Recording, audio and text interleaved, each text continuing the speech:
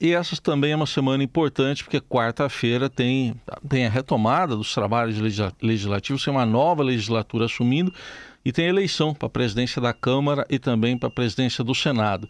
Nesse ponto, a gente tem um convidado aqui no Jornal Eldorado, que é o senador Randolfo Rodrigues, líder do governo no Congresso Nacional. Senador, bom dia e obrigado pela presença aqui na Eldorado.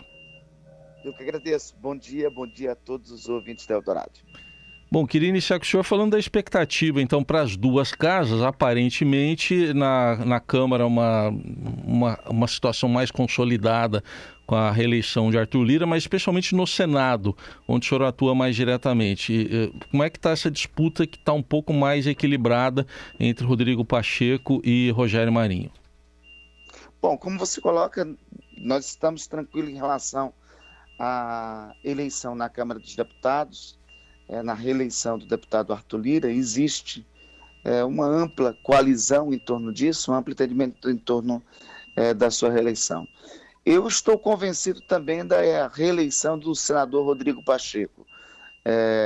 Não será, obviamente, com a mesma facilidade da eleição do deputado Arthur Lira, mas estou convencido que o senador Rodrigo Pacheco terá algo em torno de 50 votos que será necessário para a sua reeleição, e consagra a posição que o presidente do Senado, que o presidente do Congresso Nacional teve no último período, principalmente após o segundo turno das eleições, de defesa da democracia brasileira. Eu acho que de todos, de vários atributos que o presidente Rodrigo possui, este é o mais importante.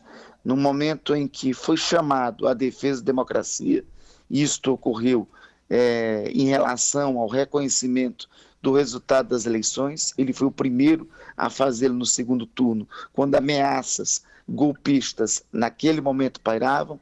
Ele foi um dos primeiros a reagir, inclusive cancelando viagem que estava diante dos dramáticos acontecimentos do último dia 8 de janeiro, e sobretudo por conta disso.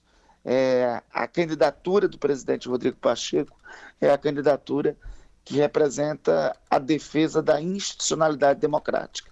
Eu acredito que, nesse momento, a grande divisão que existe no Senado é sobre a defesa da institucionalidade democrática, a defesa da própria instituição ou não. E o atual presidente do Senado cumpriu esse papel no último período. Eliane? Oi, bom dia, senador. Bom dia, Eliane. Prazer falar com você. Muito bem-vindo. Eu gostaria de saber do senhor, quer dizer, há um consenso de que, como o senhor falou, de que a eleição do Arthur Lira está bastante consolidada na Câmara, ele emerge como um líder importante, cada vez mais importante no Congresso, e que o Rodrigo Pacheco é o candidato mais forte no Senado. Mas a gente tem aí uma pauta econômica muito complexa esse ano, né, com uma situação fiscal complicada, com uma reforma tributária que a gente está assistindo esse debate há 30, 40 anos, ou seja, não é uma questão fácil, e o Senado, dessa vez, ele vem com uma bancada da extrema-direita, ou bolsonarista, ou chame-se como quiser, bastante forte e estridente, né? Então, qual é a capacidade que o senador Mourão, que a senadora Damares, que o senador Moro,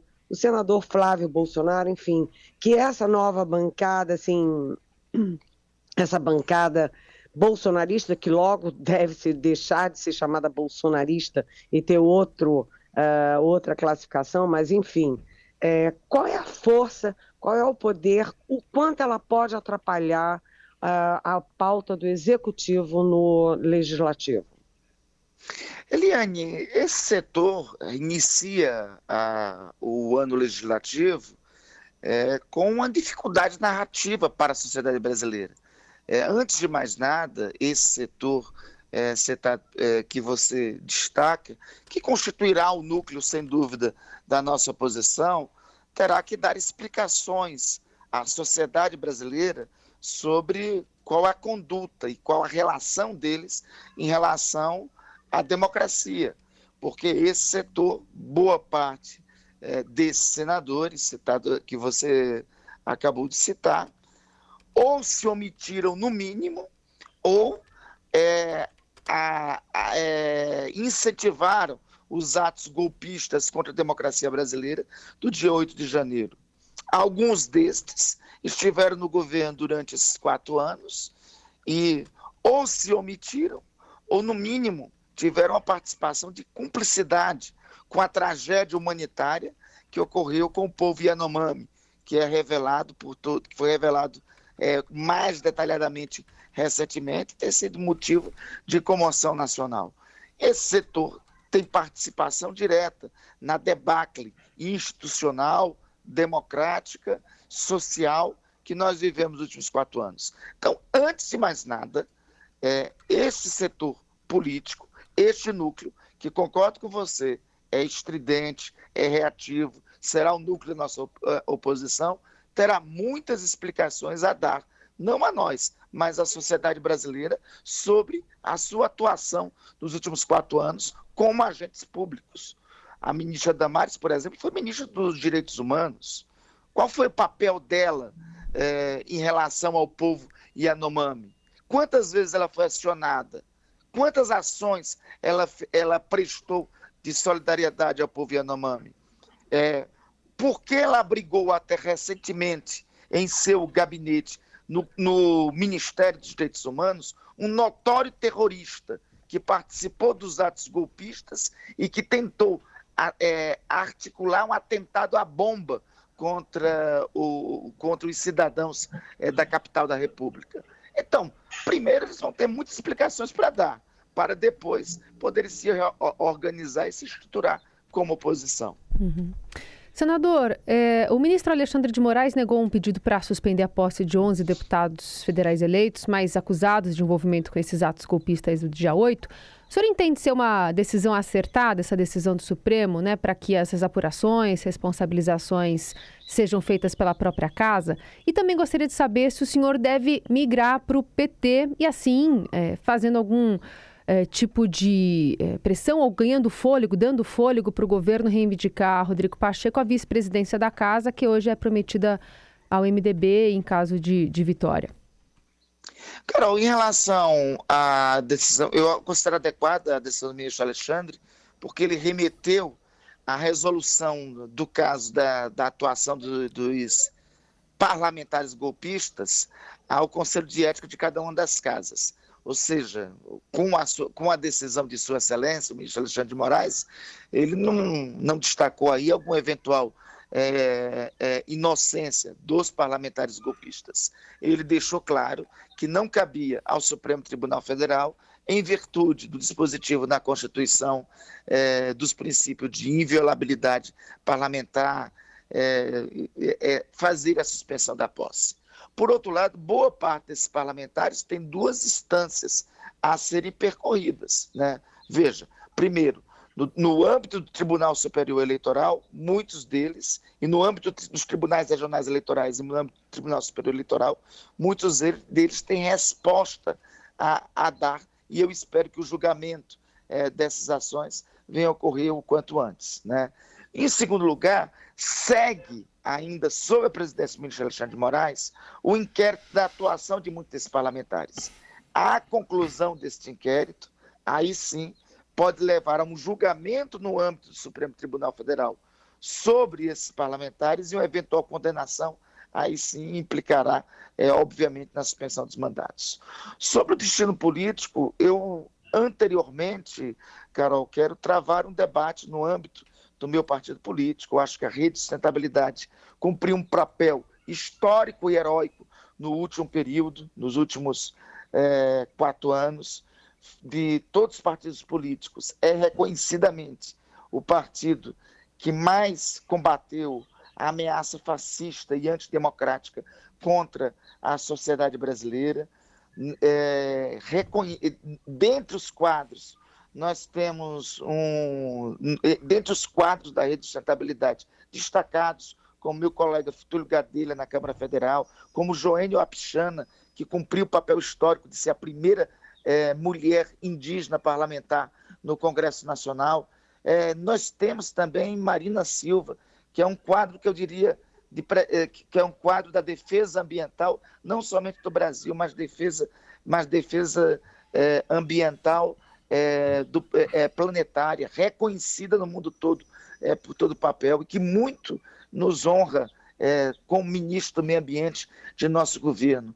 Ao que pese os quadros que temos, sobretudo destaco a grandeza de Marina Silva, ao que pese todo esse papel, eu particularmente e respeitosamente compreendo que a rede cumpria um papel histórico e era chegado o momento da rede analisar, e por isso é um debate que eu quero levar democraticamente para o interior do partido, a rede analisar se não seria a possibilidade ou o contexto da rede fundir ou se incorporar como organização em um partido do campo da centro-esquerda. É um debate que, humildemente, antes de tudo, eu coloco para, democraticamente, os quadros de nosso partido travarem. Senador, ainda sobre a questão aí dos atos golpistas, é impressão ou parece estar perdendo força uma eventual CPI em relação a esses atos que chegou a ser ventilada no final do ano passado, com coleta de assinaturas? O senhor particularmente defende que posição? A CPI é uma possibilidade não descartada, mas veja, ninguém defendeu, vocês hão de convir que deve ter tido no último período parlamentares que defenderam CPI tanto quanto eu, mais do que eu não teve. Mas eu quero aqui travar o debate especificamente sobre duas situações de comissões parlamentares. Veja, a CPI da Covid, da qual participei, naquele momento existia uma omissão de todas as instituições. Nós estávamos tendo 3, 4 mil brasileiros morrendo por dia. Ninguém investigava e o governo seguia impunemente na sua sanha do crime, naquele caso específico. A CPI foi a última rácio de defesa da saúde dos brasileiros e assim atuou e considero que cumpriu um papel histórico para os brasileiros.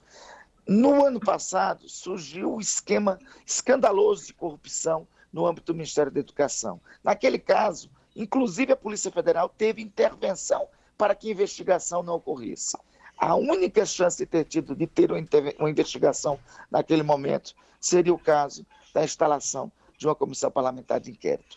Não é o caso de agora. Nesse atual momento, todo dia nós estamos noticiando operações da Polícia Federal. 5, 10, 15, às vezes 20 mandantes dos atos golpistas ou financiadores ou executores dos atos criminosos do 8 de janeiro estão sendo presos. A reflexão que eu levo para o Congresso é se esse momento a CPI viria ajudar ou se não iria trazer problemas à própria investigação que está em curso. E uma CPI sobre a situação dos Yanomamis, senador, é bem-vinda? Essa é muito bem-vinda e eu creio que nós teremos e necessitamos fazer uma avaliação o quanto antes. Porque neste caso específico do caso Yanomami, nós podemos ter tido a atuação, o tivemos também no dia 8, mas em relação ao dia 8, a atuação específica de parlamentares já tem uma investigação em curso do Supremo Tribunal Federal.